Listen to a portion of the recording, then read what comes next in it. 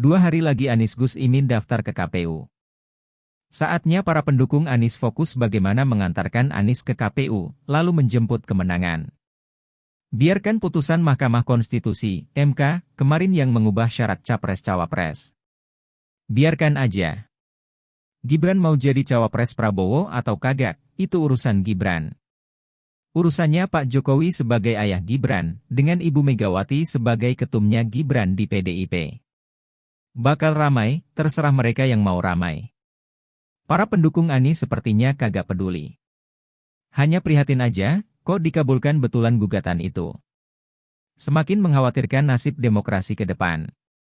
Tapi, ya begitulah. Putusan MK nampaknya sesuai prediksi banyak pihak. Para pendukung Anies Gus Imin nampaknya lebih fokus ke pendaftaran di KPU. 2 hari lagi. Sekarang hari Selasa, besok hari Rabu, hari Kamis pendaftaran di KPU.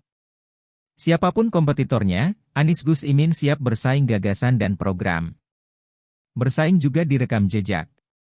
Sebagian pendukung Anies Gus Imin dari luar kota, sudah mulai berdatangan ke Jakarta. Mereka datang untuk mendampingi Anies Gus Imin daftar di KPU. Dukungan dan doa mengalir dari para pendukung. Hari Kamis besok. Tanggal 19 Oktober 2023. Hari pertama pendaftaran Pilpres. Tepat pukul 8 pagi hari. Anies Gus Imin akan diarak menuju kantor KPU. Puluhan, malah bisa ratusan ribu massa yang akan mengaraknya. Tim Anies Gus Imin, menurut berita di detik.com, 14 Oktober 2023, sudah berkirim surat ke KPU. Anies Gus Imin akan daftar hari pertama pembukaan.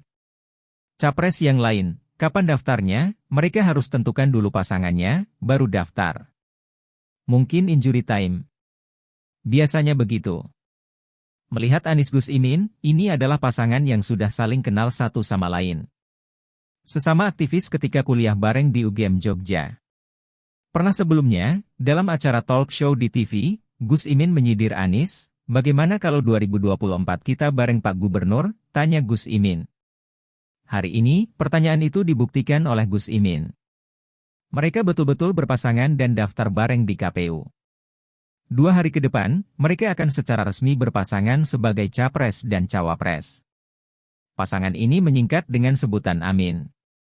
Keduanya adalah anak muda yang energik dan cerdas.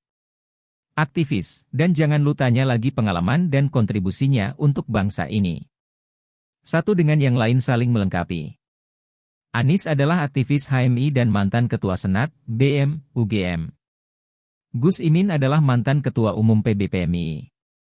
Keduanya kagak boleh diragukan kiprah dari mudanya. Kiprah di pemerintahan, Anies pernah jadi Mendikbud dan Gubernur DKI tuntas 5 tahun sebagai Gubernur DKI, lalu nyapres.